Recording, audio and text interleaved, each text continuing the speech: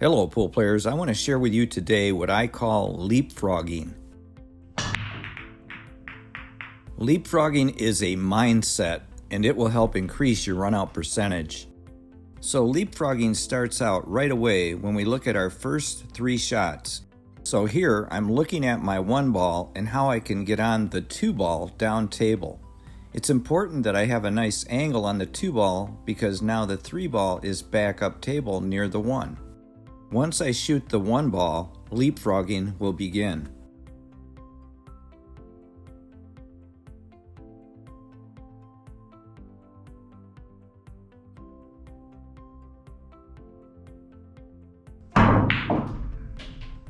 And here I've got a nice bump on the 2 and I just get enough roll to where I have a nice follow shot to get on the 3.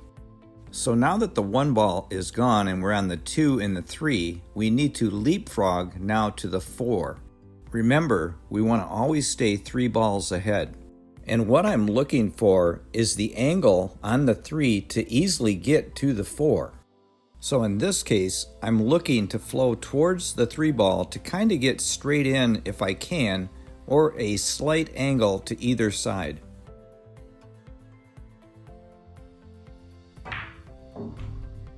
And here I've gone with inside follow and I've got a nice close-up shot with a good angle of almost straight in, so there's easy position to the 4.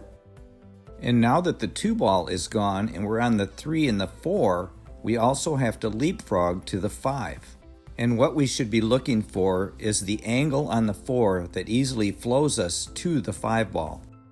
Additionally, with this slight angle that I have on the 3, I also notice that I can bump the 5 towards the corner pocket, which will make position play easier on the 4 ball to the 5 ball. So here I'll be using inside spin to roll off the 5 ball and keep the cue ball on a straighter line to the 4. By now you should understand the trend is to stay 3 balls ahead, so now once again we need to leapfrog by adding in the 7 ball, because the 6 ball was pocketed on the break. And once again, we're looking for the correct shot angle to get to the 7 once we pocket the 4 and land on the 5. So we need a shot angle off the 5 that easily gets us on the 7. And here I've used inside spin to avoid the 9 and flow back towards the 5, and I have the perfect angle. Now I have stopped action here so that we can look at what kind of an angle I need from the 7 to the 8, because once again we're leapfrogging now to the 8.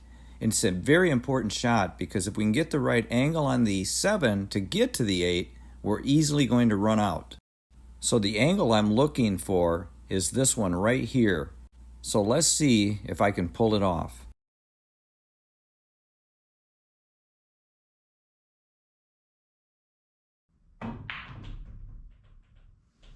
By executing an inside follow 2 cushion shot, I'm now on the correct side of the line for the 7 to get to the 8. To avoid the side pocket scratch, I'm stroking with left spin follow.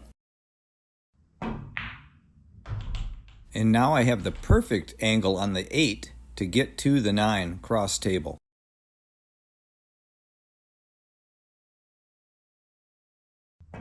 And now I have a nice straight in shot on the 9 ball. And just to reiterate from my videos in the past, make sure you shoot these shots with authority.